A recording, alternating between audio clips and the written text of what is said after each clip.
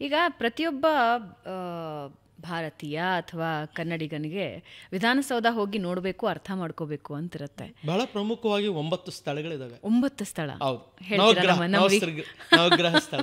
ನಮ್ಮ ವೀಕ್ಷಕರಿಗೆ ತಿಳಿಸ್ಕೊಡಿ. ಎಕ್ಸ್ಪೀರಿಯನ್ಸ್ ಮುಂದೊಂದು ದಿನ ಮೊದಲು ಫಸ್ಟ್ ನೀವು ನನ್ನ ಜೊತೆಗೆ ಬಂದರೆ ಒಳಗಡೆ ಹೋದ್ಮೇಲೆ ಶ್ರೀಗಂಧದ ಮಾಡಿರತಕ್ಕಂಥ ವಿಧಾನಸೌಧದ ಮಾಡೆಲ್ ಇದೆ. ಮಾಡೆಲ್ ಅದು ಸುರೇಶ್ ಆರ್ಕಿಟೆಕ್ಟ್ ಅಂತ. ಆ ಮಾಡೆಲ್ ಬಂದು ಲೋಕಸಭೆಗೆ ಹೋಗ್ಬೇಕಾಯಿತು, ಹೋಗಲಿಲ್ಲ, ಕಾರಣ ಗೊತ್ತಿಲ್ಲ. ಅದು ಇವತ್ತಿಗೂ ಕೂಡ ಅಲ್ಲೇ ಇದೆ. ಈ ಕೆಳಗಡೆ ನೀವು ಬ್ಯಾಂಕ್ವೆಟ್ ಹಾಲಲ್ಲಿ ನೋಡ್ತೀರಾ. ಇತ್ತೀಚೆಗೆ ಬ್ಯಾಂಕ್ವೆಟ್ ಹಾಲ್ ಅಂತಂದರೆ ಭೋಜನ ಶಾಲೆ ಅಷ್ಟೇ ಅಲ್ಲ, ಎಲ್ಲ ಕಾರ್ಯಕ್ರಮಗಳು ಅಲ್ಲೇ ನಡೆಯುತ್ತೆ. ಇತ್ತೀಚೆಗೆ ನಮ್ಮ ಹೊಸ ಸೆಕ್ರೆಟರಿ ಬಂದಮೇಲೆ, ಸತ್ಯವತಿ ಅವರು ಬಂದಮೇಲೆ ಆ ಲೈಟಿಂಗ್ ಸಿಸ್ಟಮ್ ಹಾಕ್ಸಿದ್ದಾರೆ, ಆಮೇಲೆ ಸ್ಟೇಜ್ ಮಾಡಿಸಿದ್ದಾರೆ, ಆಮೇಲೆ ಕುತ್ಕೊಳತಕ್ಕಂಥ ಹಾಸನಗಳು ತುಂಬ ಚೆನ್ನಾಗಿ ಸುಸಜ್ಜಿತವಾಗಿ ಮಾಡಿದ್ದಾರೆ. ಅದು ಮೊದಲು ಇರಲಿಲ್ಲ, ಭೋಜನ ಶಾಲೆ ಆಗಿತ್ತು. ಮೊದಲು ಭೋಜನ ಶಾಲೆ, ಈಗಲೂ ಭೋಜನ ಶಾಲೆನೇ, ಆದರೆ ಹಲವಾರು ಕಾರ್ಯಕ್ರಮಗಳು ಕೇಂದ್ರ ಬಿಂದು ಅದು. ನಮ್ಮ ಅಸೆಂಬ್ಲಿ ಹಾಲ್ ಕೆಳಗಡೆಗೇನೆ ಅದು ಬ್ಯಾಂಕ್ವೆಟ್ ಹಾಲ್. ಬಟ್ ಆ ಹೆಸರು ಇದೆಯಲ್ಲ, ಈಗ ಅದೆಲ್ಲ ಒಂದು ಕಡೆ ಬದಲಾವಣೆ ತರಬೇಕು. ಕೆಲವು ಫಂಕ್ಷನ್ ಹಾಲ್ ಅಂತ ಇರಬೇಕು. ಕೆಲವು ಸಲ ಏನಾಗುತ್ತೆ, ನಮ್ಮ ಸಚಿವರುಗಳೆಲ್ಲ ಊಟನ ಕೊಡಿಸ್ಬೇಕಾದ್ರೆ ಆ ಸೀಟ್ಗಳೆಲ್ಲ ತೆಗೆದುಬಿಟ್ರೆ ಊಟದ ಈ ಹೈ ಪ್ರೊಫೈಲ್ ಮಿನಿಸ್ಟರ್ಸ್ ಊಟ ಕೊಡ್ತಾರೆ ಕೆಲವು ಸಲ, ಆವಾಗ ಅಲ್ಲಾಗುತ್ತೆ.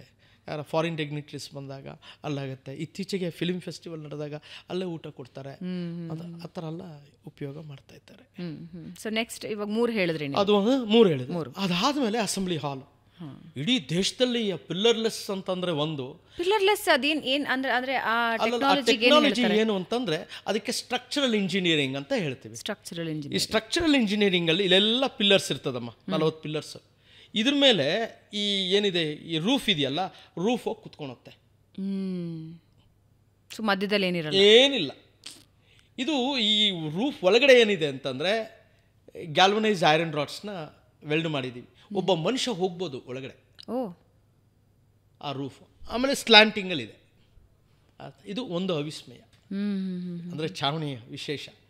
ಆಮೇಲೆ 600 ಜನ ಅಟ್ ಎ ಟೈಮ್ ಪ್ರೇಕ್ಷಕರ ಗ್ಯಾಲರಿಯಲ್ಲಿ ಕುತ್ಕೊಬೋದು. ಈ ಅಸೆಂಬ್ಲಿ ಹಾಲ್ ಬಗ್ಗೆ ಹೇಳ್ತಾ ಇದ್ದೀನಿ, ಪ್ರೇಕ್ಷಕರ ಗ್ಯಾಲರಿ. ಇನ್ನೊಂದು ವಿಶೇಷ ಏನಂತಂದ್ರೆ ಸ್ಪೀಕರ್ ಚೇರ್. ನಮ್ಮ ಸ್ಪೀಕರ್ ಚೇರ್ ನಮ್ಮ UT ಖಾದರ್ ಫರೀದ್ ಅವರು ಇದೇ ಥರ ಚೇರ್ನ ನಮ್ಮ ಸುವರ್ಣ ವಿಧಾನಸೌಧದಲ್ಲೂ ಮಾಡಿಸಿ ಹಾಕಿಸಿದ್ದಾರೆ. ಇವ್ರು ಬಂದ ಮೇಲೆ ಸಾಕಷ್ಟು ಬದಲಾವಣೆ ತಂದರು. ಒಂದು, ಆರ್ಟಿಫಿಷಿಯಲ್ ಇಂಟೆಲಿಜೆನ್ಸ್ ಕ್ಯಾಮ್ರಾ ಅಸೆಂಬ್ಲಿ ಒಳಗಡೆ. ಶಾಸಕರು ಯಾರು ಬರ್ತಾರೆ, ಎಷ್ಟು ಸಮಯ ಕುತ್ಕೊತಾರೆ, ಎಷ್ಟು ಸಮಯಕ್ಕೆ ಹೋಗ್ತಾರೆ. ಒಂದು, ಗಂಡ ಬೇರುಂಡದ ಚಿಹ್ನೆ, ಗಡಿಯಾರಗಳನ್ನು ಹಾಕಿದ್ದಾರೆ. ತಾವು ಬಂದು ನೋಡಿದಿರೋ ಗೊತ್ತಿಲ್ಲ, ಗಡಿಯಾರಗಳನ್ನು ಹಾಕಿದ್ದಾರೆ. ಆಮೇಲೆ ಆ ಚಿನ್ನದ್ದು ಏನಂತ ಹೇಳ್ತೀವಿ, ಬೀಡಿಂಗು, ಚಿನ್ನದ್ದು ಬೀಡಿಂಗ್ ಮಾಡಿಸಿದ್ದಾರೆ. ಆಮೇಲೆ CC ಕ್ಲೋಸ್ ಸರ್ಕ್ಯೂಟ್ ಕ್ಯಾಮ್ರಾ ಹಾಕ್ಸಿದ್ದಾರೆ. ಸಂವಿಧಾನದ ಪ್ರಸ್ತಾವನೆ, ಇತ್ತೀಚೆಗೆ ಸಂವಿಧಾನದ ಬಹಳಷ್ಟು ಮಾತಾಡ್ತಾ ಇದ್ದಾರೆ. ನಿಮಗೆ ಗೊತ್ತು, ಈ ಪೊಲಿಟಿಕಲ್ ಡೆವಲಪ್ಮೆಂಟ್ಸಿಂದ ತಾವು ರಾಜಕೀಯ ವಿಶ್ಲೇಷಣೆಗಾರ ಆಗಿದ್ರೆ ನಾನು ನೋಡ್ತಾ ಇದ್ದೇನೆ. ಅದು ಎಷ್ಟು ಡಿಬೇಟ್ ಆಯಿತು ಅಂತಂದರೆ, ಸಾಹೇಬ್ರು ಏನು ಮಾಡಿದರು, ನಮ್ಮ ಸ್ಪೀಕರ್ ಸಾಹೇಬರು ಪ್ರಸ್ತಾವನೆನ ಇಟ್ಬಿಟ್ರು 2 ಕಡೆ. ಕನ್ನಡದಲ್ಲಿ ಬ್ರಾಸ್ ಪ್ಲೇಟ್ ಮೇಲೆ ಕನ್ನಡದಲ್ಲಿ ವಿ ದ ಪೀಪಲ್ ಅನ್ನೋದು ಕನ್ನಡದಲ್ಲಿ ಅನುವಾದ ಮಾಡಿ ಅಲ್ಲಿ 2 ಕಡೆ ಇಟ್ಟು 2 ಪಕ್ಕ ನ್ಯಾಷನಲ್ ಫ್ಲಾಗ್ನ ಇಟ್ಟಿದ್ದಾರೆ. ಹಲವಾರು ಪ್ರಗತಿಪರವಾಗಿರತಕ್ಕಂಥ ಮೈಸೂರು ಬಾಗಿಲು. ನೀವು ಅಸೆಂಬ್ಲಿ ಹಾಲ್ ಹೇಳಿದ್ರಲ್ಲ, ಎಲ್ಲ ಶಾಸಕರು ಹೋಗೋತಕ್ಕಂಥ ದಾರಿ ಕಬ್ಬಿಣದ ದಾರಿ ಇತ್ತು, ಕಬ್ಬಿಣದ ಡೋರ್ ಇತ್ತು. ಅದನ್ನು ತೆಗೆದು ಮೈಸೂರು ಬಾಗಿಲು ಮಾಡಿದರು. ಯಾವಾಗ? ಬಿಗ್ಗೆಸ್ಟ್ ಡೋರ್ ಲಾಸ್ಟ್ 24th ಅಂದರೆ 2024ಕ್ಕೆ ಮಾನ್ಯ ಮುಖ್ಯಮಂತ್ರಿಗಳೇ ಅನಾವರಣ ಮಾಡಿದರು. ಆ ಡೋರಿನ ವಿಶೇಷ ಏನಂತಂದ್ರೆ, ಮೈಸೂರಿನ ದರ್ಬಾರ್ ಹಾಲಲ್ಲಿ ಯಾವ ರೀತಿ ಡಿಸೈನ್ ಇದೆಯೋ ಅದೇ ಡಿಸೈನ್ನ ಇಲ್ಲೂ ಹಾಕಿದ್ದಾರೆ. ಡಬಲ್ ಡೋರ್ ಇದೆ, ಸಿಂಗಲ್ ಡೋರ್ ಇದೆ. ಮೊದಲಿಗೆ ಕಬ್ಬಿಣದ ಡೋರ್ ಇತ್ತು. ಹೌದು, ಕಬ್ಬಿಣದ ಡೋರ್. ಫಾರಿನರ್ಸ್ ಹೆಚ್ಚು ಬರ್ತಾರೆ, ವಿಸಿಟರ್ಸ್ ಹೆಚ್ಚು ಬರ್ತಾರೆ. ಅಂದರೆ ಇದು ನಮ್ಮ ಸ್ಪೀಕರಿನ ಕೊಡುಗೆ. This are the achievements. ನಾನು ಇಷ್ಟು ಹೇಳಿದ್ದನ್ನ ಮಾನ್ಯ ಸಭಾಧ್ಯಕ್ಷರ ಭಾಳ ಉತ್ಸಾಹಿ ಯಂಗೆಸ್ಟ್ ಸ್ಪೀಕರ್ ನಮ್ಮ ಇಡೀ ಅಸೆಂಬ್ಲಿಯಲ್ಲಿ. One of the youngest speaker ಅಂತಂದರೆ UT ಖಾದರ್ ಫರೀದ್. ಆ ನಿಟ್ಟಿನಲ್ಲಿ ಆಮೇಲೆ ಇದೊಂದು ವಿಶೇಷವಾಗಿ ವಿಧಾನಸೌಧಕ್ಕೆ ಬ್ಯೂಟಿಫೈ ಮಾಡತಕ್ಕಂಥ ಕಲೆ ಬಂದಿದೆ. ಬಂದಮೇಲೆ ಕಲ್ಲಿನೆಲ್ಲ ವಾಶ್ ಮಾಡಿಸಿದ್ರು, ನೀಟಾಗಿ ಮಾಡಿಸಿದ್ರು, ಲೈಟ್ಸ್ ಹಾಕ್ಸಿದ್ರು, ಪರ್ಮನೆಂಟ್ ಲೈಟಿಂಗ್ ಸಿಸ್ಟಮ್ ಬಂತು. ಹೌದು, ಪರ್ಮನೆಂಟ್ ಲೈಟಿಂಗ್ ಸಿಸ್ಟಮ್. ಅದ್ರ ಬಗ್ಗೆ ಮಾತಾಡೋಣ. ಏನಂತಂದ್ರೆ ವಿಶೇಷ ಏನಂತಂದ್ರೆ ಹೇಳ್ಬಿಡ್ತೀನಿ, ವಿಬ್ಗಾರ್ ಲೈಟ್ಸ್ ಇದೆ. ಯಾವ ರೀತಿ ಡೈಮೆನ್ಷನ್, ಈಗ ನ್ಯಾಷನಲ್ ಡೇ ಇದ್ದಾಗ ಇವಾಗ ಸಪೋಸ್ ಇಂಡಿಪೆಂಡೆನ್ಸ್ ಡೇ 3 ಕಲರ್ ತರ್ಬೋದು ಅದು ಆ ಲೈಟಲ್ಲಿ. ಈಗ ಇದು ನಮ್ಮ Kannada Rajyotsava beautiful red and yellow, red ಮಾಡಿ ಎಲ್ಲೋನು ಮಾಡ್ಬೋದು. ಅಂದರೆ ಟೈಲರ್ ಮೇಡ್ ಅಂತ ಹೇಳ್ತೀವಿ. ಇದು ಲೆಸ್ಕಿ ಕಂಪನಿ ಅವ್ರದ್ದು. It's a latest trend. Suvarna ವಿಧಾನಸೌಧದಲ್ಲೂ ಮಾಡಿದ್ದಾರೆ ಸಾಹೇಬರು, ಅದನ್ನೇ ಇಲ್ಲೂ ಕೂಡ. But first time permanent lighting system ಮಾಡಿರೋದು ಡಿ ಪಿ ಆರ್ ಅವ್ರ ಹತ್ರ for all, ಅಂದ್ರೆ it is decided. Oh okay. Permanent lighting system ಇದು. ನೀವು ಹೋಗಿ ಕೂತ್ಕೊಂಡು ನೋಡಿದಾಗ ವಿಧಾನಸೌಧ ಮುಂದೆ ಆ ಒಂದು 7 ಗಂಟೆಯಿಂದ 9 ಗಂಟೆಗೆ ಲೈಟಿಂಗ್ ಸಿಸ್ಟಮ್ ಇರ್ತದೆ. ಆ ಶಕ್ತಿ ಸೌಧಕ್ಕೆ ಅದರದೇ ಆದ ಒಂದು ಸೌಂದರ್ಯ, ಫೀಸ್ಟ್ ಟು ದ ಐಸ್ ಅಂತ ಹೇಳಿ. ನಾವು ವಿದೇಶಕ್ಕೆ ಹೋದಾಗ ಮತ್ತೆ ಉತ್ತರ ಭಾರತದ ಬಹಳ ಭಾಗಗಳಿಗೆ ಹೋದಾಗ ಹಂಗಿದ್ದೊಂದು ವ್ಯವಸ್ಥೆ ನಾವು ನೋಡ್ತಾ ಇದ್ವಿ. ನಿಜವಾಗ್ಲೂ ಬಟ್ ವಿಧಾನಸೌಧ ಅದು ಬೇರೆನೆ ಕಳೆ ಕೊಡ್ತಾ ಇದೆ. ಹೌದು, ವೀರೇಂದ್ರ ಪಾಟೀಲ್ ಟೈಮಿಂದ ಅವರು ಜಪಾನ್ಗೆ ಹೋಗಿರ್ತಾರೆ. ಆ ಸ್ಫೂರ್ತಿ ಆಗುತ್ತೆ. ಅವ್ರು ಬಂದಮೇಲೆ ಲೈಟಿಂಗ್ ಶುರು ಮಾಡ್ತಾರೆ. ಆ ಲೈಟಿಂಗ್ ಎಲ್ಲ ಬಲ್ಬ್ಗಳಿರ್ತವೆ, ಬೇರೆ ಬಲ್ಬ್ಗಳಿರ್ತವೆ, ಫ್ಲಾಶ್ ಲೈಟ್ಸ್ ಇರ್ತವೆ. ಈಗ ಬದಲಾವಣೆ ಆಯಿತು, ಅಷ್ಟು ವರ್ಷ 20 ವರ್ಷ ಆದಮೇಲೆ ಈಗ ಏನೇನು ವಿಶೇಷತೆಗಳು ಅಂತ. ಅದು ನಾನು ಅಸೆಂಬ್ಲಿ ಹಾಲ್ ಈಗ ಎಲ್ಲ ಹೇಳ್ತಾ ಇದ್ದೆ, ಅದ್ರ ಬಗ್ಗೆ ಬಂತು. ಅಸೆಂಬ್ಲಿ ಹಾಲ್ ಆದಮೇಲೆ ಕೌನ್ಸಿಲ್ ಹಾಲು. ಕೌನ್ಸಿಲ್ ಹಾಲು ಇಡೀ ದೇಶಕ್ಕೇನೆ ಹಳೆಯದಾಗಿರತಕ್ಕಂಥ ಒಂದು ಹಾಲ್ ಅದು. ಅಂದರೆ ನಮ್ಮ ಕರ್ನಾಟಕ ವಿಧಾನ ಪರಿಷತ್, ಅದಕ್ಕೆ ನ್ಯಾಯ ವಿಧೇಯಕ ಸಭೆ ಅಂತಲೂ ಹೇಳ್ತೀವಿ.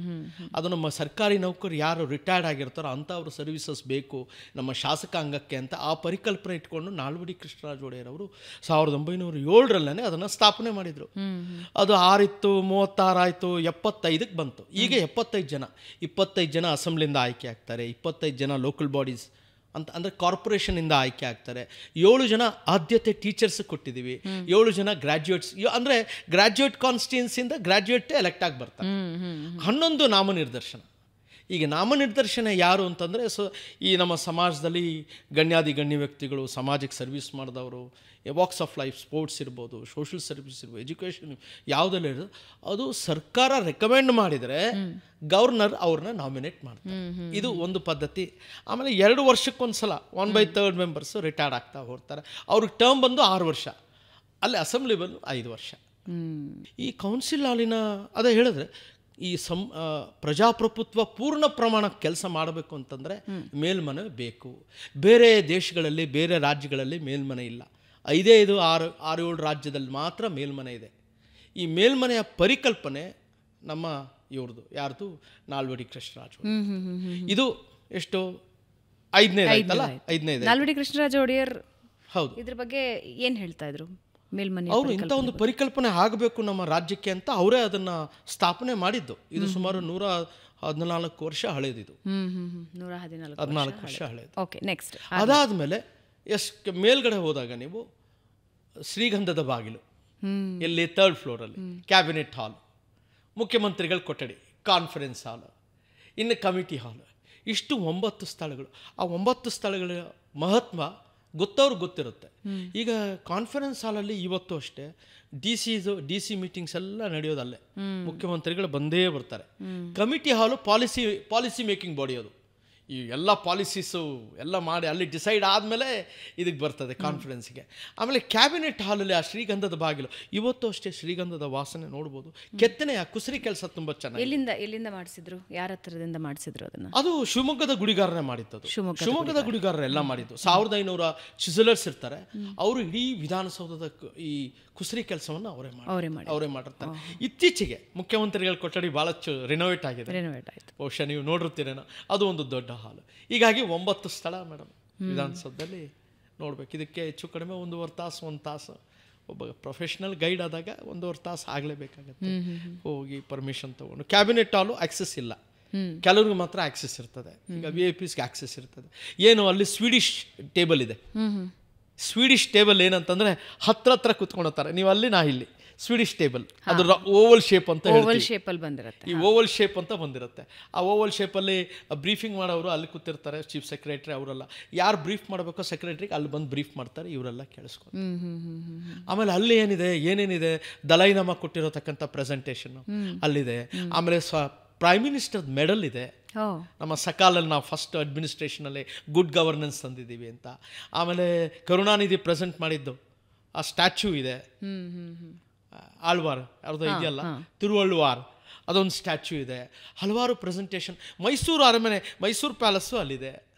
ಎಲ್ಲ ಮುಖ್ಯಮಂತ್ರಿಗಳ ಫೋಟೋ ಇದೆ.